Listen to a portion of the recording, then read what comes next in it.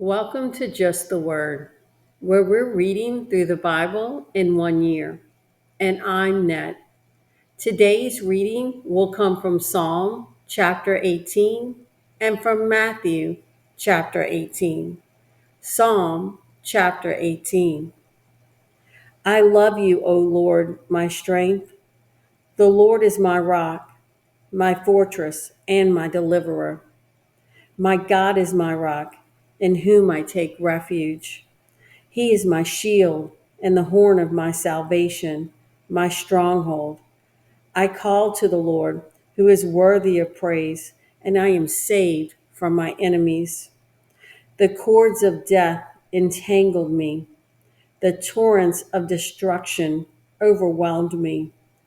The cords of the grave coiled around me. The snares of death confronted me. In my distress, I called to the Lord. I cried to my God for help. From his temple he heard my voice. My cry came before him into his ears. The earth trembled and quaked, and the foundations of the mountains shook. They trembled because he was angry. Smoke rose from his nostrils. Consuming fire came from his mouth. Burning coals blazed out of it. He parted the heavens and came down. Dark clouds were under his feet. He mounted the cherubim and flew.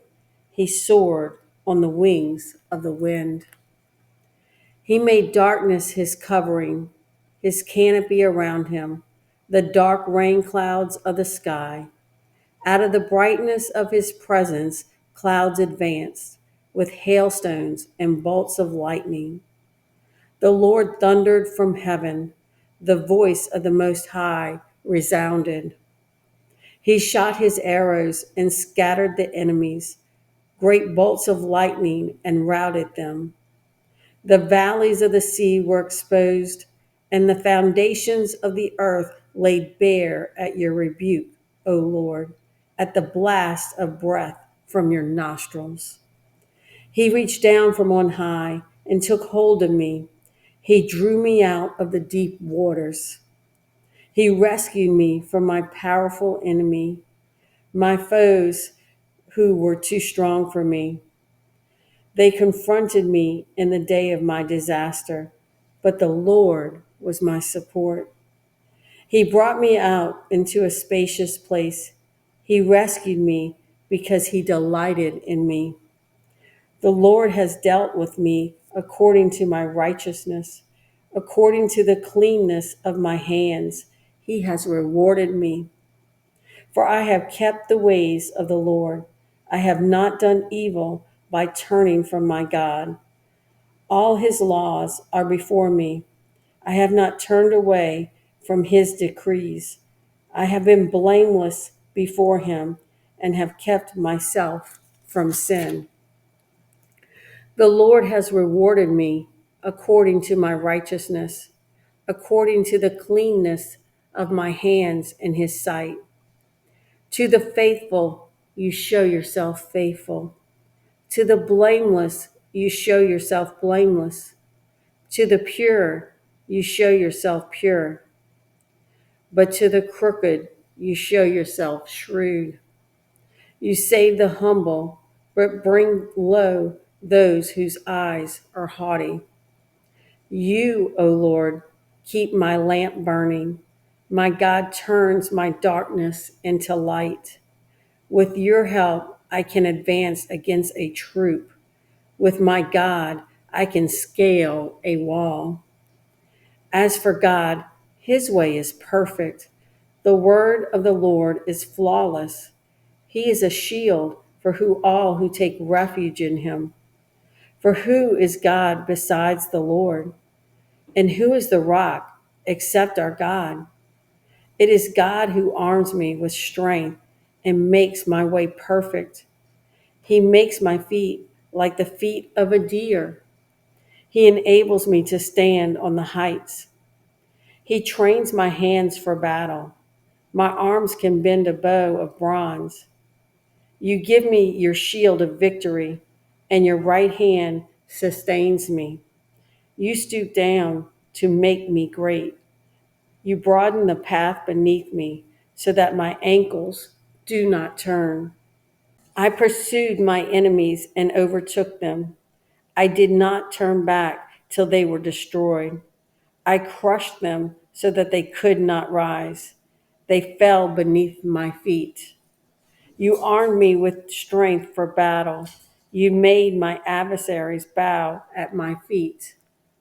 You made my enemies turn their backs in flight, and I destroyed my foes. They cried for help, but there was no one to save them. To the Lord, but he did not answer. I beat them as fine as dust borne on the wind.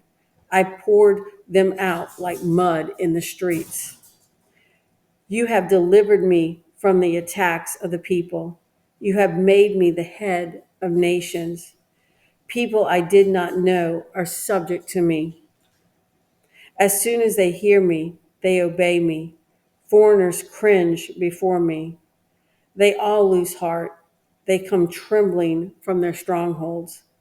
The Lord lives. Praise be to my rock. Exalted be God, my Savior. He is the God who avenges me, who subdues nations under me, who saves me from my enemies. You exalted me above my foes. From violent men you rescued me. Therefore, I will praise you among the nations, O Lord. I will sing praises to your name. He gives his king great victories. He shows unfailing kindness to his anointed, to David and his descendants forever. Now we're going to turn to Matthew.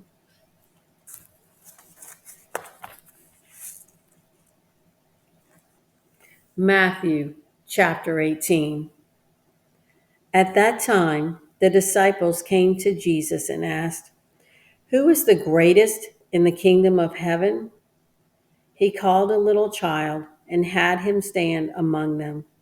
And he said, "I tell you the truth, unless you change and become like little children, you will never enter the kingdom of heaven. Therefore, whoever humbles himself like this child is the greatest in the kingdom of heaven. And whoever welcomes a little child like this in my name welcomes me.